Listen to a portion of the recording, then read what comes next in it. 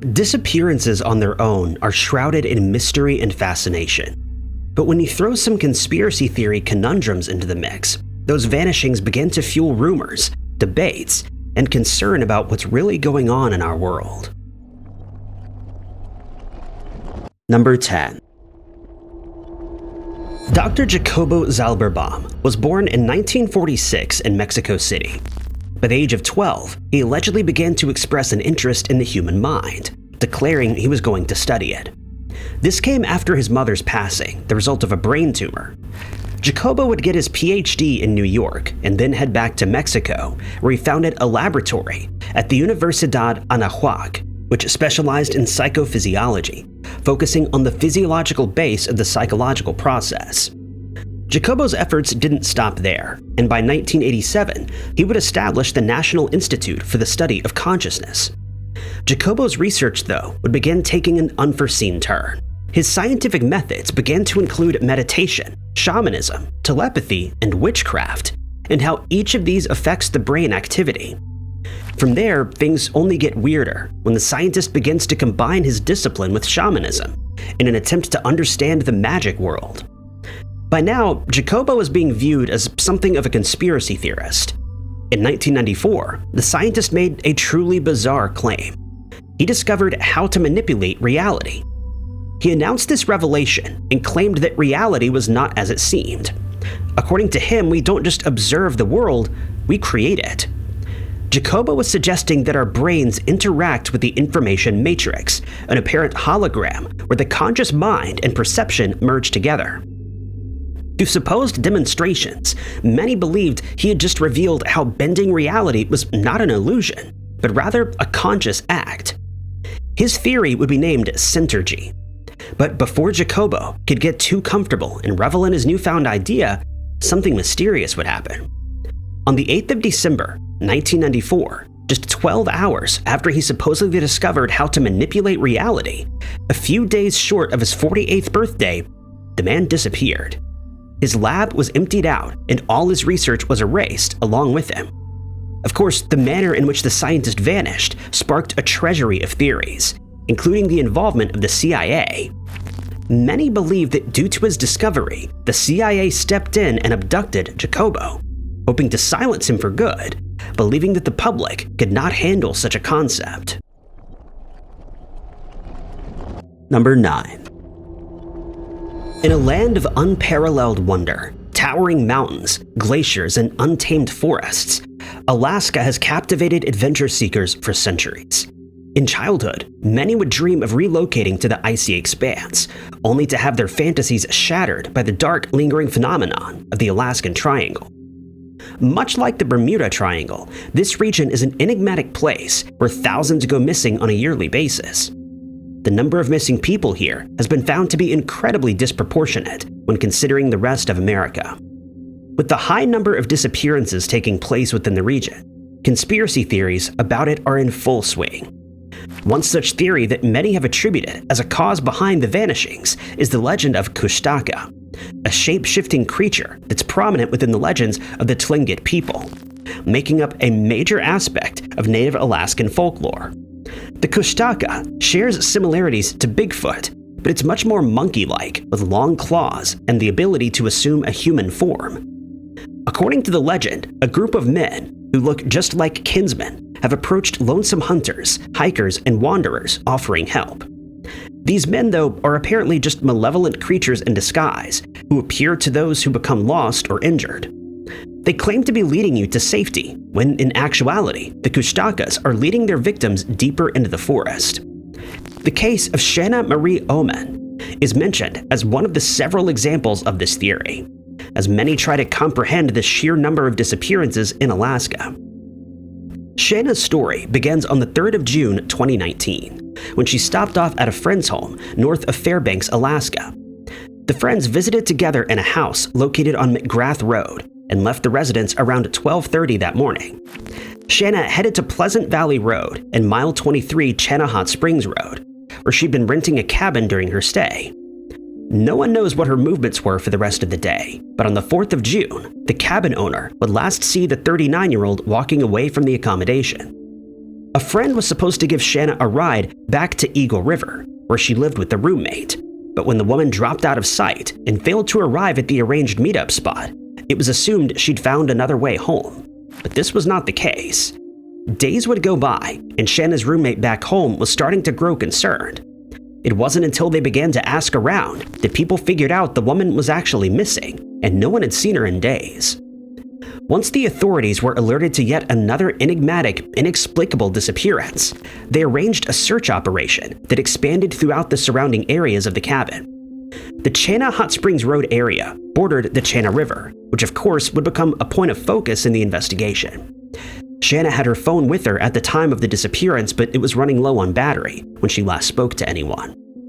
It last pinged on the same road. Despite the community-wide search, including water searches, dog units, and the use of helicopters, no signs of Shanna ever materialized. Number 8. For ages, ufologists have maintained that extraterrestrials exist, and that they have not come in peace. Instead, they're here to experiment on human beings with the help of our very own military. In fact, many conspiracy theorists believe that they even have a secret laboratory known only to the highest government officials. That secret base is said to be located beneath the Archuleta Mesa in Dulce, New Mexico.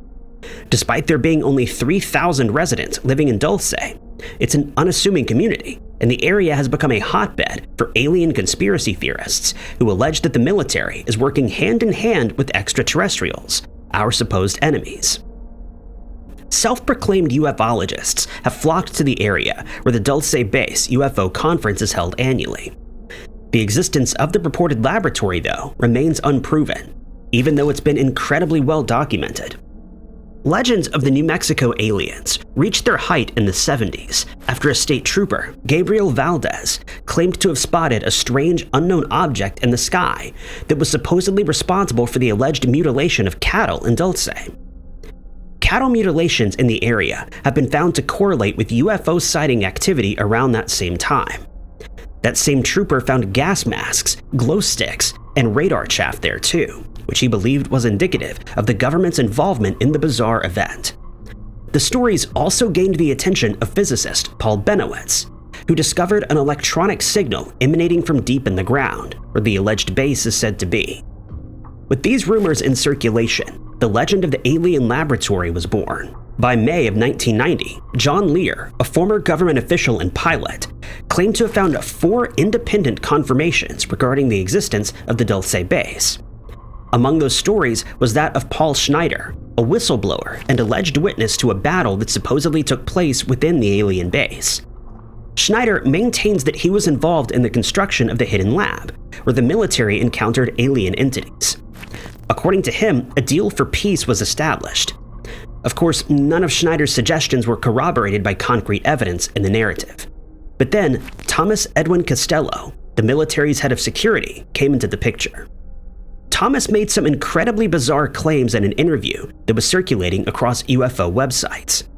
He put forth that based on his alleged experience as a security guard at Dulce, there was a race of reptilian creatures who worked under gray alien supervision. He also described 7 levels of psychological, genetic, and even hybrid experimentation. He referred to something called the Nightmare Hall, where both the non-human entities and human subjects were kept. He detailed biometric scanners, black bioweaponry, and made allegations regarding advanced cloning. Then, Thomas did something that no one had ever done before. He leaked a very convincing image to the public. The picture appeared to show creatures, either human or extraterrestrial, seemingly growing inside of a never-before-seen device. Not much information accompanied Thomas's picture, but he alleged that this particular room was 8 levels deep in the Dulce base. He also detailed the intricate tunnels present within the Dulce base, but failed to leave enough leads as to where the base's entrance could be found. Of course, the government couldn't let one of its own get away with leaking this sensitive information, or making such bizarre allegations. So 1 year after his claim, as the last Dulce base witness, Thomas enigmatically vanished, never to be seen again. Number 7. Though the Bermuda Triangle has dominated the world of mystery and conspiracy for centuries, the Alaskan Triangle has significantly more missing people associated with it, with an estimated 20,000 cases since the 70s, a rate that's twice the national average.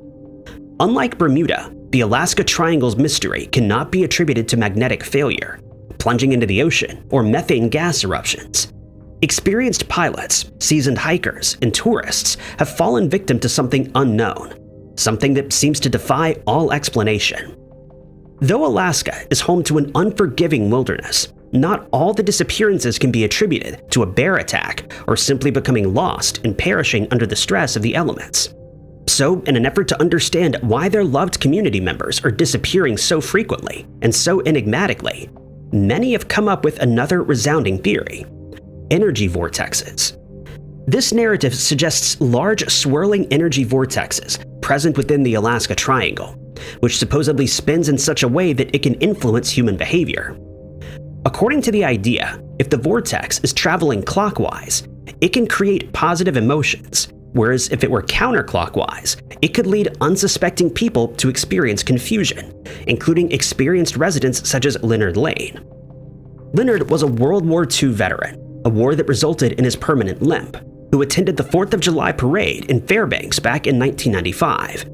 The 73-year-old had participated in the parade each year and enjoyed watching the fireworks, but that year, strange forces seemed to be at play there. Several witnesses had spotted Leonard at the parade in the downtown area that evening. It was said that he headed out on a walk, a route that would fall within the Alaska Triangle, but no one recalls seeing him leave. In fact, it seemed that for 2 whole months he hadn't communicated with anyone, and no one picked up on his absence. It wouldn't be until the 23rd of September that he was finally reported missing. The only thing that alerted anyone to the disappearance was his failure to pick up his checks at the post office for 2 months. Typical of the rest of the cases in the Alaska Triangle, where thousands have vanished, police could find no leads, leaving only speculation in the place of answers. No one knows what may have happened to Leonard Lane. The best guesses come in the form of conspiracy theories. It could have been the energy vortexes, or something far more sinister. Leonard has since been declared legally deceased. His remains have never been located, and no clues as to what may have happened to him have surfaced. The man's limp, back, and chest scars made him unmistakable, and his full beard, gray hair, and dark eyebrows made him stand out in the crowd. Number 6. Many notable legends have risen throughout the world of UFOs and extraterrestrials. Alex Jones, J. Allen Hynek, and David Icke have nothing on the obscure Albert K. Bender, famous for his run-in with the Men in Black. Bender wasn't any old rogue scientist or whistleblower for the government, but rather was an ordinary man with a regular job. In his free time, though, this man was running a small yet passionate UFO club that he named the International Flying Saucer Bureau, which operated out of Bridgeport, Connecticut. The IFSB was the very first civilian research club, and its members were growing quickly. Bender was obsessed with the UFO phenomenon and the idea that aliens were real, leading him to become a dedicated researcher of this conspiracy. Though he was viewed as crazy, a nonsensical individual just like the rest of his associates, Bender wasn't harming anyone with his beliefs. He was simply trying to determine what the objects in the sky were and if they posed a threat. It seemed, though, that he may have gotten too close to the truth. According to the researcher, one late evening, while alone at home, he was researching reports about flying discs and bizarre sightings. Surrounded by piles of notes, Bender sat on his bed when all of a sudden, 3 men appeared in his room. Allegedly, they'd entered through a door, but there was no knock. They simply appeared. Each man wore exactly the same black suit, black hat, and had the same pale, waxy skin. They also allegedly had hypnotic and unsettling eyes, consistent with any other report when it comes to encounters with the Men in Black. Bender claimed that the room suddenly filled with a suffocating smell, a mix of sulfur and burning plastic. Eventually, the 3 creepy men spoke. What they said to the researcher remains partially undisclosed, but put simply, they wanted him to stop his research. They ordered that the files were to be destroyed and told Bender he was not allowed to tell anyone about what he had learned that evening, suggesting he was onto something. Supposedly, the man proceeded to recount information and personal experiences of benders that he had never told anyone, things that were buried deep in his mind.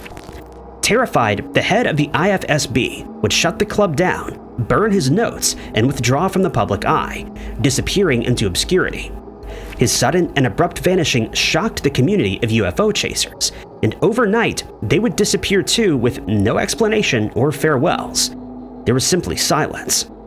Of course, rumors were quickly dished out, claiming that Bender needed to be taken care of after uncovering something big. Though he was never reported missing, the once passionate man became a recluse, living in fear outside of the public eye. Number 5. Dividing Australia's mainland and Tasmania is the Bass Strait, a swath of sea marked by islands, where yet another strange region has been found. Since the discovery of the islands in 1797, an ominous reputation has followed them through the centuries, suggesting strange stories of supernatural forces. The mysterious area has comparisons to the Bermuda Triangle, so much so that it even adopted its name, becoming the Bass Strait Triangle, where bizarre, inexplicable disappearances have been documented. Since the Bass Strait's discovery, it's become synonymous with the words weird and mysterious. UFO sightings have plagued the region, suggesting a potential portal for extraterrestrial visitors. It also has a hungry habit of swallowing ships and planes whole, never to be seen again. The very first story that would begin a slew of mysteries was that of the vessel Sydney Cove. While transporting goods from Calcutta to Port Jackson, it wrecked on Preservation Island, leading to a rescue mission. Only a handful of crew survived and were collected by one of the several vessels sent out. Among the rescue ships was the ship Eliza, who would vanish from the face of the earth before even reaching Preservation Island. Over the decades that ensued, the area would become notorious for swallowing ships, with its next victims being the HMS Sappho, the Harlech Castle, and the SS Ferdinand Fisher, and many, many more. Theories ran rampant as many tried to explain the cruel nature of the Bass Strait Triangle. They suggested curses, alien involvement, vortexes, portals, and anything that made sense to them at the time. Eventually, the triangle became sick of the same ships, cargo, and crew that it had been swallowing for centuries. By the 1900s, man was making their ventures in flying crafts, airplanes that would eventually be flying over the enigmatic region. One such airliner was Miss Hobart, the 4-engine, 12-passenger de Havilland 86. In October of 1934, Miss Hobart left the Western Junction Airport at 9 a.m. There were 10 people on board the craft, bound for Sydney, a route that would take them right into the Bass Strait Triangle. Air traffic control last heard from Miss Hobart at 10:20 that morning as it was approaching the Victorian coast. The message stated that all was well. It appeared that the craft then passed over Wilson's Promontory, but what happened after that remains a mystery. Sometime after that, the alarm went out. Miss Hobart had gone missing somewhere between Launceston and Melbourne. During the search, an oil slick was spotted, but its size suggested a spill of 800 gallons, whereas Miss Hobart held only 10 gallons of oil. The aircraft and its crew seemingly disappeared without a trace, lost, with no signs of the wreckage or any of the people on board. The disappearance has since been listed as just another example when it comes to the mysteries of the Bass Strait Triangle. Number 4. Alaska is home to risky weather patterns and unforgiving terrain, which can pose dangers even to the most experienced hikers. Snowstorms often sweep across the landscape with almost no warning, blinding seasoned outdoorsmen or stranding any travelers. Temperatures are subject to instant drops, resulting in disorientation and hypothermia. Dense forests can cause confusion, leading many down unforgiving paths from which they may never return. Rivers are icy and fast-flowing, posing a threat of their own. Wildlife, of course, is plentiful here. Bear and wolves take up residence in Alaska, serving as a reminder that this is an untamed region. But some believe that there are other predatory creatures lurking deep within. Aliens. The Alaska Triangle is a hotspot for UFO sightings and has been for decades, leading to the conspiracy theories that the area is engulfed in. One of the best UFO encounters took place in Fairbanks airspace back in November of 1986. The sighting was so significant because of what was seen, and because it had all been recorded by a military radar.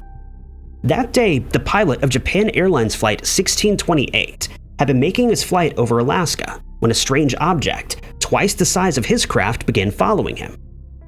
The pilot spoke back and forth with air traffic control, relaying what was going on. The CIA allegedly confiscated said recordings. Just a few days later, though, another incident would occur where the crew of Alaska Airlines Flight 53 spotted a quick-moving object on their weather radar, which was moving at a speed of 29 kilometers an hour. From there, UFO sightings were plentiful, allowing many to use the phenomenon as a theory for the most inexplicable disappearances, such as that of Paul Michael Lemater. The 65-year-old had never competed in the Mouth Marathon race before, making the July of 2012 event his first one. The marathon would be taking place in Seward, south of Anchorage, Alaska. It was an extreme event, the 85th of its kind, that saw participants running up a mountain surrounded by forests and creeks, stretching 3.1 to 3.5 miles long. Beginning in downtown Seward, runners would run a half mile to the bottom of Mount Marathon, then scrabble 2,900 vertical feet straight up cliffs and muddy terrain. They would then reach an artificial summit called Race Point. Runners were then required to run downhill, over snowfields and waterfalls, after which they would reach the finish line. The Mount Marathon race had a limited number of entrants, and more than 90% of those who took part would return each year for more. In 2012, Paul managed to squeeze himself into the race, which would lead to his untimely and bizarre disappearance. Paul was fit and healthy, and had been a regular gym visitor. He also just completed a 12K event a month prior. He was ready. The race's second wave, which included Paul, began on the 4th of July at 3:15 p.m. Over 2 hours later, Tom Walsh, a race steward, had spotted Paul ascending the turnaround point. He had another 200 feet to go, but suddenly fog began to engulf the route, with a chill to accompany it.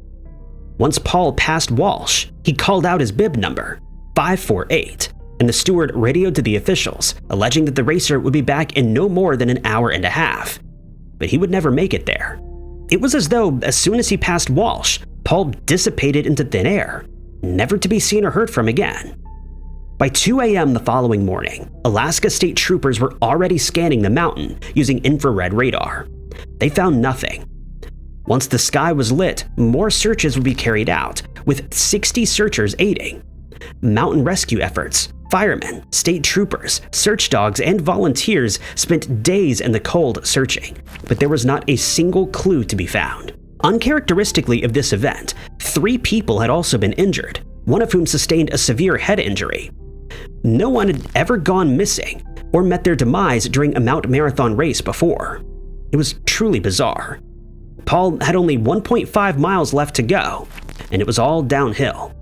After years of searching, not a single piece of physical evidence has been found, and it was as though he vanished right off the mountain. Number 3.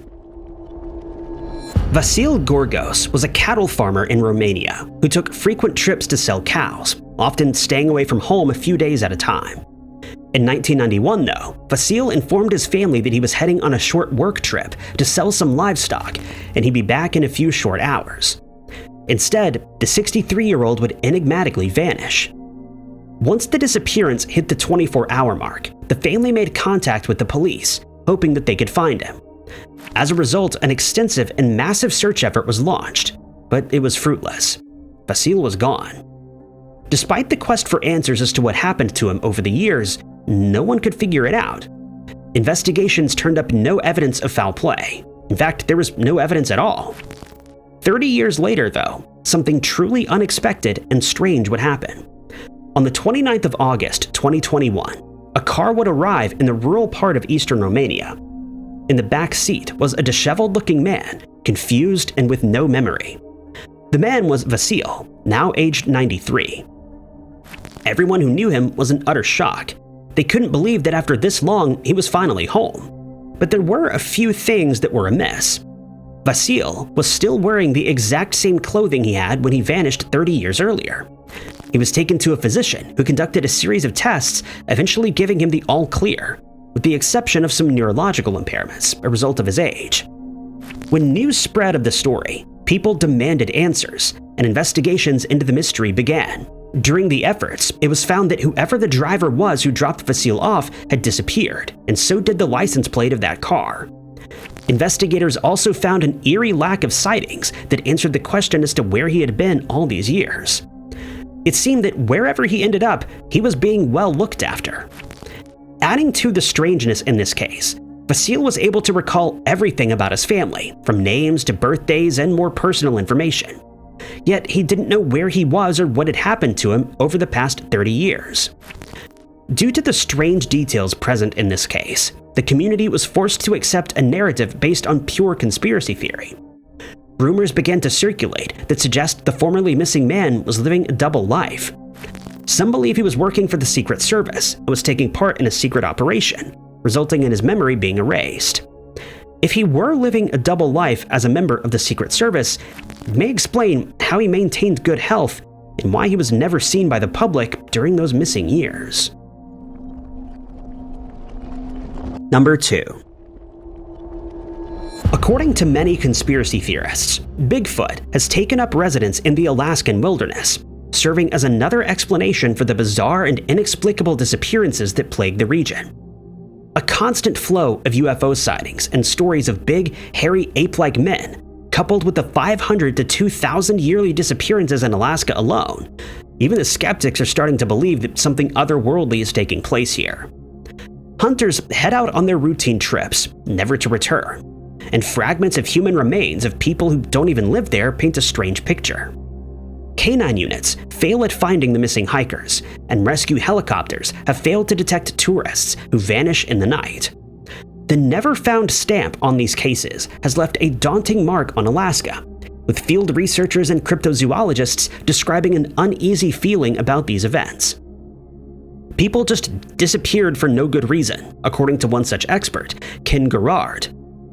Conspiracy theorists have long claimed that Bigfoot was behind the sudden abandonment of Portlock, Alaska, and may be responsible for even more disappearances. Strange footprints, supposedly those of Bigfoot, have been found within the muddied areas of the Alaska Triangle, serving as a crucial piece of evidence for conspiracy theorists. Children have claimed to have seen a 13-foot-tall hairy creature with a bare face and hands. It's described to have arms as long and swinging as it walked. The dogs would bark non-stop, and the witnesses were left trembling in fear. The creature would walk out of sight, but it seemed that it never truly left. Some suspect that Alaska's own Bigfoot may be responsible for several inexplicable vanishings, such as that of Richard Lyman Griffiths. Richard was incredibly famous. He'd invented something useful for adventurers: the wilderness survival cocoon.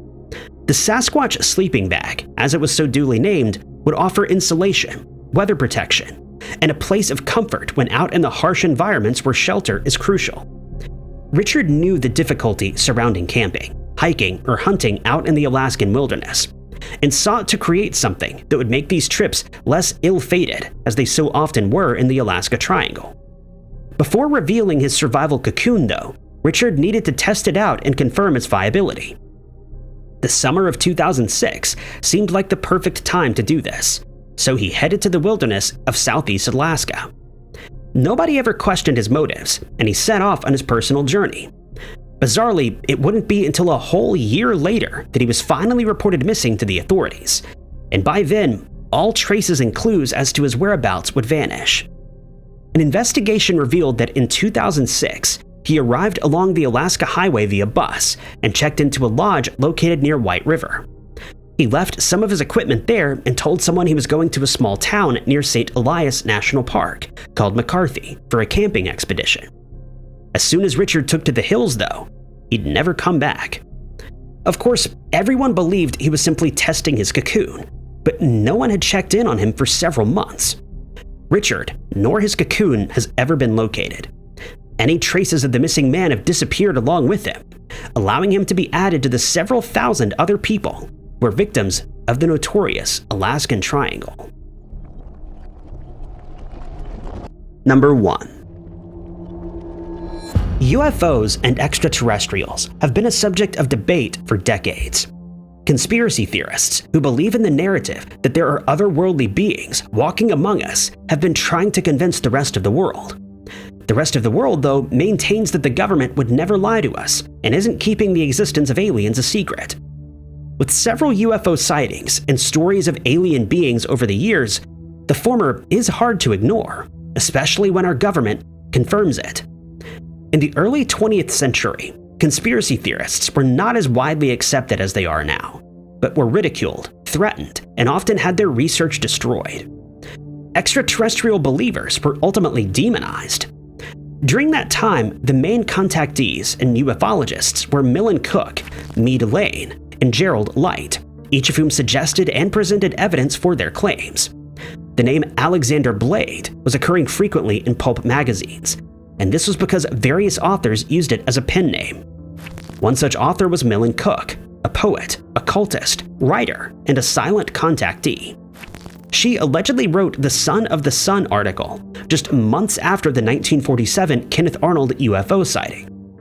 The article appears to be written from the point of view of the extraterrestrial visitors, beginning with, "We are already here among you." Because of her ties to the occult and ufology, Millen was well associated with Dr. Gerald Light, an LA occultist, inspirational speaker, writer, and founder of the Lodge of Light. He was also associated with Borderland Science Research Associates, an association of spiritualists and parapsychologists.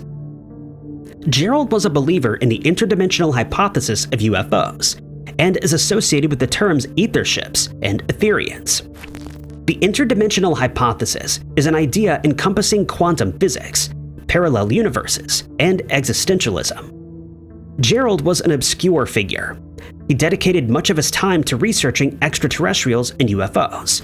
He's most famous for his April 1954 letter to Meade Lane, another contactee and ufologist. The letter recounts an event that took place at the Muroc Air Force Base during a 2-day-long trip. Gerald made a bizarre claim about what he witnessed there. He told Meade that President Eisenhower was present at the base, and once a 6-hour-long security check had been completed, everyone was brought into a secure area. They would be the ones to bear witness to 5 different other-plane aeroforms, or simply UFOs. Gerald claimed that during those 2 days, Air Force officials were studying these aircraft. The icing on the cake would be his allegation that the Etherians had given them permission to do so. The ufologist told Meade that Eisenhower would then have a direct first contact meeting with the extraterrestrials at this very base. But this, according to him, was the start of a series of meetings with different extraterrestrial races. Ultimately, the meetings led to an apparent treaty, the contents of which remain unknown. For some time, Gerald would write similar letters to Meade, documenting the events he allegedly witnessed, and establishing how this was evidence of alien life forms and the government's knowledge of them. But then, something strange happened. After 1961, he completely disappeared from the records. There was no obituary and not much information about him in the records. He'd vanished. While there is no record of Gerald ever being reported missing to the authorities, he did stop writing to Meade, and any information about him abruptly ceased. His research also didn't survive the times. Many wondered how he came to know the information he wrote to Meade about. Was he part of it all? Did he have ties to the American government due to his work in ufology? Or did he simply make it up?